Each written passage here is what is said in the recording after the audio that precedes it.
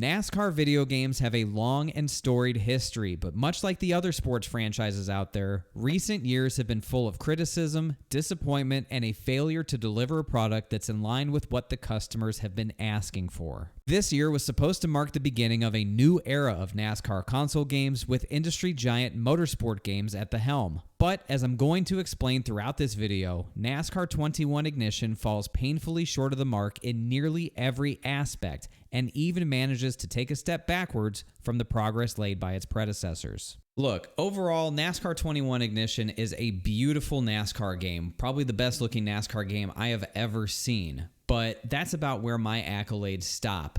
Make no mistake about it, this game is marred by an unacceptable number of bugs, glitches, missing or broken gameplay elements, and the absence of basic quality of life features that were found in previous titles. Let's take a deeper dive into all of this with my review of NASCAR 21 Ignition. My review is based on the review copy provided to me by Motorsport Games on Steam for PC. My PC is powered by an AMD Ryzen 5900X with 32 gigabytes of RAM and an RTX 2070 with the latest NVIDIA drivers installed. NASCAR 21 Ignition features three main gameplay modes: Race Now, exactly what it sounds like, pick the car and track you want to drive, determine a few important settings, and you're on your way. Then there's the Career mode, which is what most players are probably going to want to spend the bulk of their time in. There's an online mode feature to play against other players around the world, and there's that highly anticipated paint booth. I want to focus specifically on the Career mode because I believe that's what most players are going to want to spend their time in, especially coming off of many years of a Career mode in the NASCAR Heat series that, while fairly deep, left a lot to be desired as well. Unfortunately, NASCAR 21's Career mode is a fairly stripped-down experience that fails to create a feeling of existing in a living world where your career matters and impacts those around you or the game at large in any meaningful way. It's important to note that there's also no create your own team option in this Career mode either, a feature that was included in NASCAR Heat. Not having this was a big disappointment for me, as I've always enjoyed creating my own team and fighting to get to the top of the NASCAR ranks with my own team. That's not here in this game, and that's a big miss. Before we get too much further into the Career mode, I want to give you the disclaimer that I have played and simulated through over 10 seasons of this mode, so the feedback and insight that I have comes from extensive time testing out every nuance and feature and experiencing every possibility. When you start your career, you're presented with a panel of every team in the NASCAR Cup Series. You have the freedom to sign with any of them. Each team has a ranking and a contract offer for you, providing a per-race salary and number of races that you're gonna be under contract for. There is even flavor text for each team outlining their expectations, something that provides that feeling of incentive to perform, but as this mode proves, ultimately means nothing in the end. It's an extremely important thing to note that every car, regardless of the team that you drive for, performs equally, instantly eliminating the importance of this decision, aside from maybe just having the thrill of driving for your favorite team. Making all teams available to start was a curious decision, but once I figured out that every car performed the same, I realized that this Career mode was a gigantic step backwards from the NASCAR Heat Career mode experience. I might have been able to look past not having a create a team option, but not when I can and did jump into a Rick Ware racing car, a back-of-the-pack team, and won multiple races in my first season. To those who loved starting from the bottom and growing into better equipment along the way to become competitive and chase that championship, this mode is not going to satisfy that desire, and I'm deeply disappointed to see that. There are a number of features in this mode that sound like they would make for a more immersive experience as your career progresses, such as team expectations, crash clauses, contract negotiations, and driver salaries. Unfortunately, none of those features have any sort of tangible impact on the Career mode experience in the end and come off as nothing more than window dressing on an empty building. The concept of having to negotiate a contract including your salary sounds like an amazing step forward when it comes to career immersion. Unfortunately, there's no function for money in this mode, so it serves no purpose other than being an added step along this tedious and repetitive journey. It doesn't matter if you make the minimum salary or the maximum salary, since there's nothing to spend it on that really doesn't add anything to the experience. Imagine if there were car upgrades or team facility upgrades or driver perks that you could spend the money that you earn from your contracts on to improve performance. Unfortunately, since all the teams and the cars are identical, it negates the purpose or the need for being able to upgrade anything. Very, very strange. The main hub for the career mode has a nicely presented menu featuring a calendar of upcoming events, the point standings, and even a screen to see your reputation with other teams in the sport. Another feature that is hard to understand since I've received contract offers from teams that seemingly loved me and hated me just the same. On the calendar of events, you can quickly navigate and decide whether you'd like to participate or simulate the day, much like the old EA NASCAR Thunder games. Each race weekend has a separate practice and qualifying session along with the race session. You can do the entire weekend in-game and seamlessly skip sessions all the way to the race, or simply simulate practice and qualifying and drop into the race session from the calendar.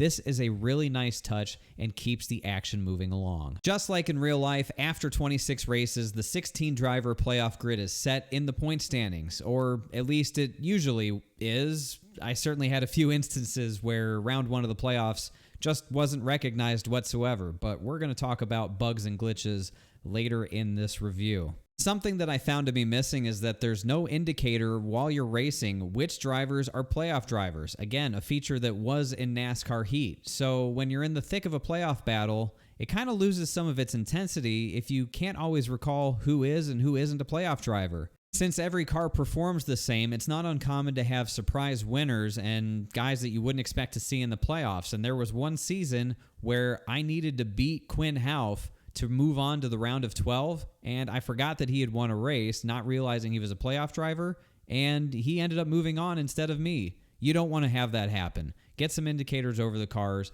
That would be a big improvement. Sadly, there's no sort of special recognition for the season champion, whether it's you or an AI car, and the next season just sort of kicks off immediately following, wait for it, driver transfers. Yes, finally, after all these years of asking and begging, we have driver transfers. This was such a wonderful surprise to see when I completed my first season. I had no clue that this feature was in the game. From what I've seen, there's just a large pool of free agent drivers that the game will choose from and place into a car whose driver retired. I've seen Kevin Harvick, Brendan Gaughan, Ryan Newman, and Kurt Busch retire in my playthrough and be replaced by highly unexpected names from both the Xfinity and Truck Series. I imagine there's still a lot of names that I haven't even seen yet, so kudos to Motorsport Games for bringing this fun feature into NASCAR 21 Ignition. The online mode allows you to race against other humans, but like career mode, it's marred by confusing and bizarre decisions that hinder the experience and drive the mode backwards from where it was in the NASCAR Heat games. Let's address the elephant in the room. There are no private lobbies in NASCAR 21 Ignition multiplayer. Motorsport Games has not commented on if or when private lobbies will be implemented in this mode, but their absence is puzzling to say the least. In place of private lobbies are two hoppers, one for intermediate and super speedway tracks, the other for short tracks and road courses. Players are grouped together after queuing in a hopper and then vote on a track, similar to map voting in an old Call of Duty game, but without all the screaming and racism. Overall, racing online seems to be stable and mostly free of egregious netcode that plagues other, larger online racing titles. Are there trolls? Yes, of course. Are they free to ruin races? Yep. Are cars that drive backwards into traffic ghosted to prevent griefing? Not at all. Plenty of things to get fixed up in the online mode, and it lacks a lot of the tools that you'd expect to see, particularly from a control perspective to boot out problematic drivers or protect others from trolling, but that's one of the many downsides to not offering private lobbies. Well, that and killing off league racing, community events, and I haven't the slightest idea how they're going to pull off eNASCAR Pro League events, but I guess we'll all find out together. Last but not least, let's talk about the paint booth, a mode that I haven't spent much time in, nor did I really care a whole lot about, but it's something that's been very well received by players, and I've already seen some truly amazing work being created in there. The community has been pleading for a more robust and powerful paint booth to bring custom and replica schemes to life, and I'm thrilled to say that NASCAR 21 Ignition delivers that, more or less. While players won't have complete freedom to use every logo found on every car in the game, some of the more savvy players have already found ways to do it themselves. That just tells you how powerful this suite really is in the right hands. The paint booth is an absolute bright spot in this game and has satisfied a large portion of the community. NASCAR 21 Ignition is a beautiful game, and that should come as little surprise. Running on the more robust Unreal Engine 4, Ignition faithfully recreates each track found on the 2021 NASCAR Cup Series schedule to great detail in most cases. Exploring the drivable garage areas at each track proved that each one was made individually, not copy-pasted, and that was a nice touch to see. The car models look like their real-life counterparts, paint schemes are sharp, and you'll find little details here and there if you look close enough that will impress even the most discerning of critics. Lighting is generally used well, but there are times where either sun glare or reflections from lights around the track during a night race can become particularly intrusive and annoying lap after lap. However, there were times where I found myself audibly saying wow as I circled a track like Richmond at night and watched those Musco lights in the infield blur by, but look absolutely stunning and accurate while doing so. Shadows are hit or miss, particularly at lower detail levels. I was happy to see that shadows cast by cars follow the car's orientation to the sun during day races, but they can get muddy and unrefined during night races. Additionally, shadows can often give the appearance that the cars are floating on the track, a minor annoyance. When it comes to how you're going to look at the racetrack from behind the wheel, there are 7 different camera views to use in NASCAR 21 Ignition, and you might be asking yourself, wow, why 7? That sounds like a lot. Well, you'd be right because it feels like a lot, and I'm not really sure why some of them were included, like that really blurry dash cam view that I cannot for the life of me understand the value of. One of the most glaring issues are the number of quality of life and UI elements missing from NASCAR 21 Ignition when it comes to its in-game presentation, most notably a lack of rearview mirror in every view except for cockpit. There's no track map, and there's no information boxes to display data like your fuel level, tire wear, or tire temperatures, all features that existed in the NASCAR Heat games. For a game that so clearly put a lot of emphasis on its presentation and graphics, it is such a head-scratcher how these elements failed to make it into the final release of the game. Their absence is very noticeable and felt during every race. As far as graphical performance, this game would sometimes struggle to hold a steady 60 frames per second at any settings above the low preset, but therein lies a bigger issue. A number of graphic settings simply wouldn't stay selected at anything other than low, so no matter what I selected, they'd revert back to low. I shared this feedback with the developer and was told they would look into it. When I got the graphic settings as best as possible, the game ran okay for the most part, but still experienced issues and noticeable frame rate drops, particularly in the pre-race and garage cutscenes. Is this something that's going to be fixed through updated NVIDIA or AMD GPU drivers or patches delivered by the developer? Who knows? But if you're struggling for frame rate performance, I highly recommend turning the post-process quality down, as that seemed to have one of the biggest impacts on frame rates. NASCAR 21 Ignition does a good job overall of delivering sound design to the player that helps them feel like they're actually at the racetrack or behind the wheel of a high-powered stock car.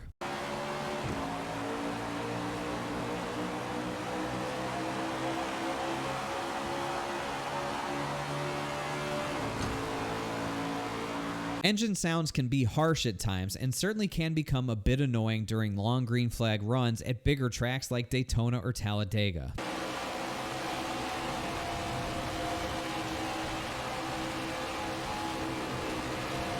This isn't the best recreation of a stock car V8 that I've ever heard, but it's also not the worst either. There are also some really nice details, really subtle things if you listen closely, especially in the cockpit view, such as the whine of the transmission or the click of the shifter.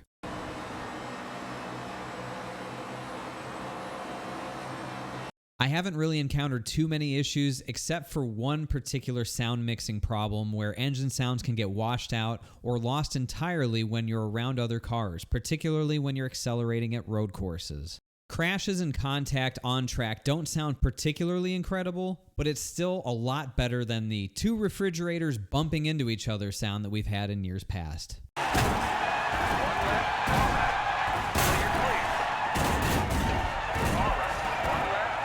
Crowd noise is very noticeable throughout a race, especially when something dramatic happens on track, but it doesn't always seem appropriate to the situation. I've experienced complete track blockers or a 20-flip ride at Daytona, only to hear the crowd roar in approval of the carnage they've witnessed.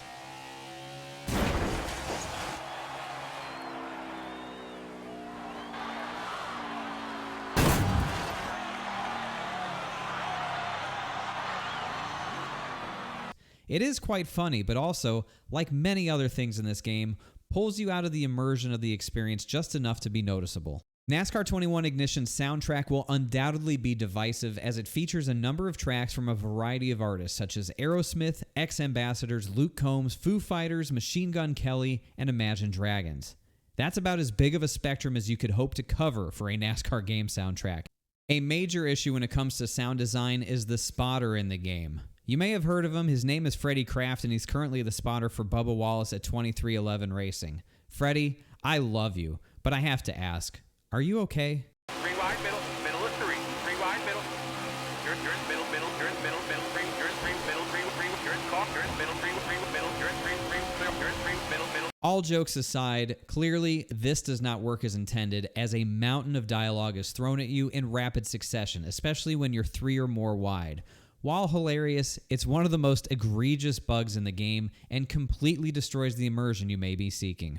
The biggest winner in the sound department is the voiceover work done by MRN's Alex Hayden. His iconic voice and delivery as the game brings you into each race weekend is sublime and does an excellent job of creating atmosphere. Welcome to Richmond Raceway, a track known for some of the most intense and exciting action on the schedule.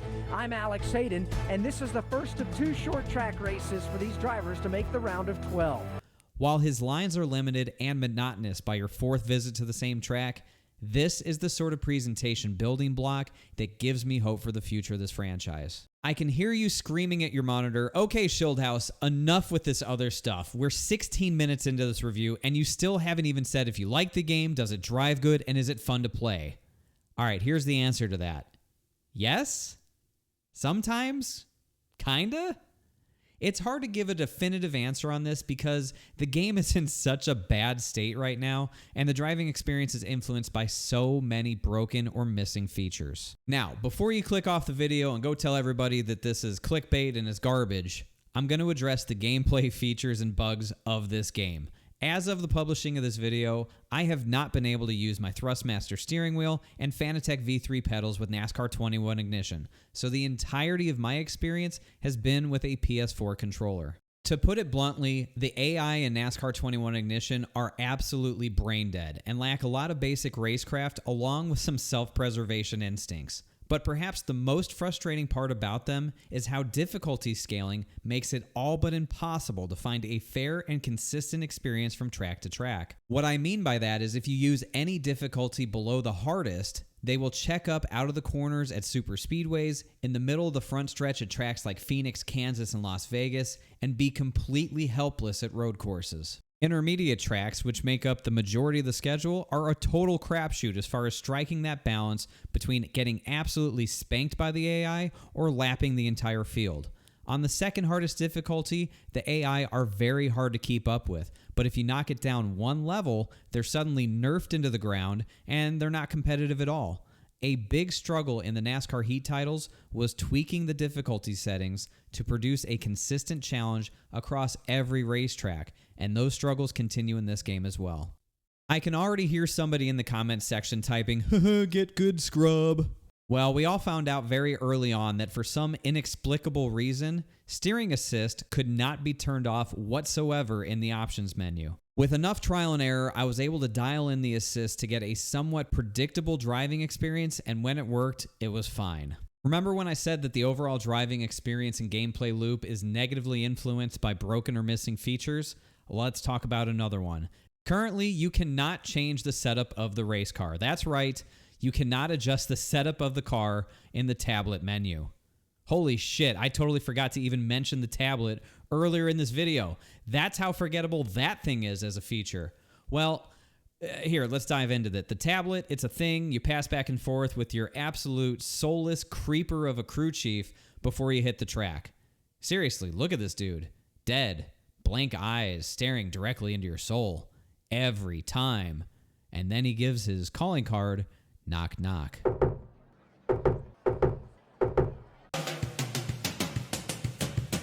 The tablet is like a main central hub for you in the car. It shows you data, allows you to access the options screen, and this is where you should be able to adjust your car setup between 5 preset options of stable, and then loose, very loose, tight, and very tight. I don't know why you'd want very tight. Sadly, as the game sits today, you cannot select anything other than stable, which, to its credit, is very stable, but it's so stable it's to the point of being tight and not fast enough to compete with the AI on higher difficulties. That's right, you have to run the stable setup because the setup screen on the tablet simply doesn't work and still isn't working with the day 1 patch. Of course, in NASCAR 21 Ignition, that doesn't mean you can't actually change the setup. Oh no. Oddly enough, you can adjust your setup if you make a pit stop. And it's not just selecting a preset. No, you can actually change specific setup options like wedge, tape, individual tire pressures, and track bar height. Well, you can't change a track bar height if a caution comes out because that's not selectable on that screen, but it is selectable from the in-race pit options menu you access while racing. Make sense? No? Welcome to the club. Oh, and you can set your tire pressure to 99.5 PSI and your grill tape to -5. That's right, -5. Checkmate, physics. Speaking of physics, NASCAR 21 Ignition was built on the R-Factor physics engine from Studio 390 something. Yeah, 390 something's right. Game was built on the R-Factor physics engine from Studio 397, something that was perceived to be an improvement, but in reality turned out to be less than what many were hoping for. I touched on it briefly with the car setups and graphic settings not staying selected, but now that we're talking physics and gameplay, I guess this is as good a place as any to dive into the bugs and glitches section of this review. So if you've been paying attention to Twitter, YouTube, or literally any other social media platform, you're aware that NASCAR 21 Ignition has a metric shit ton of bugs.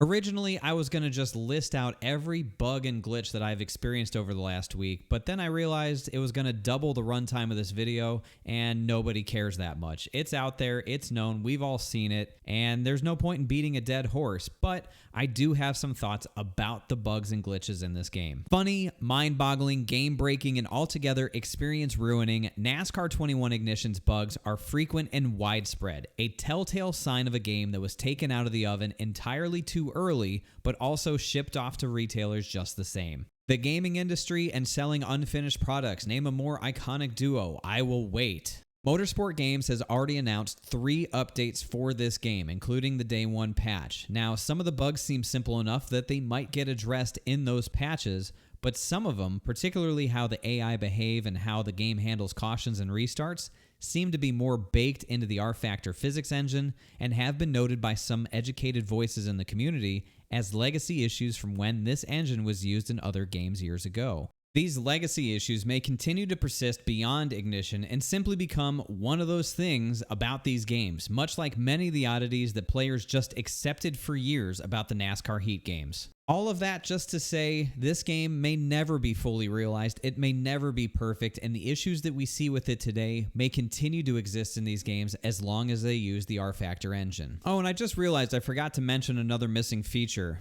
Stage racing. Did I mention that there's no stage racing, at least not yet? It's, that thing that everybody gets pissed off about in the NASCAR community, but it's still very much a part of real-life NASCAR. Yeah, that's not in the game. It's actually turned off, and we're only left to speculate why. Might be because the game doesn't understand what constitutes a caution flag, how timing and scoring works, how the running order sets the restart, restarts in general, NASCAR rules in general, or what type of on-track behavior deserves a black flag. Or maybe it's just a bug. Final thoughts on NASCAR 21 Ignition. This game had a relatively low bar to clear in terms of being a better product than its predecessor. Somehow, someway, Motorsport Games' first entry into this new franchise stumbled on that bar, dropped the ball on numerous features and gameplay elements, and failed to ignite the passionate fan base that was so desperately wanting to love this game. One of the most unfortunate results of this game releasing like this is that the slippery slope of next year's game will be better is allowed to continue when that rhetoric has been spewed for years. Now, it'll simply be, this is their first game, give them time to make it better, next year's game will be better, all the while they've collected money for a lackluster product that in many ways is an objectively worse NASCAR game and bottom line value to its customers than its predecessors. All of that said, I cannot and will not recommend purchasing NASCAR 21 Ignition, at least not in its current state, and it should absolutely be viewed with a wait-and-see approach before you make that decision. Will NASCAR 21 Ignition become the game that everybody hoped that it was going to be? Probably not. And that's a difficult thing to have to say, but I hope to be proven wrong. What's clear is that the people at Motorsport Games have a lot of work ahead of them, not just in terms of improving the quality of future versions of this game, but also within the community to repair their reputation and recover the trust lost by releasing a product that was not ready. Thank you so much for watching my review of NASCAR 21 Ignition. Let me know your thoughts on this game down in the comments section below. If you enjoyed the video, remember, leave a thumbs up. It really helps me and the channel out. If you really enjoyed yourself, consider hitting that subscribe button and joining this community. Appreciate you checking it out, and we will see you in the next video.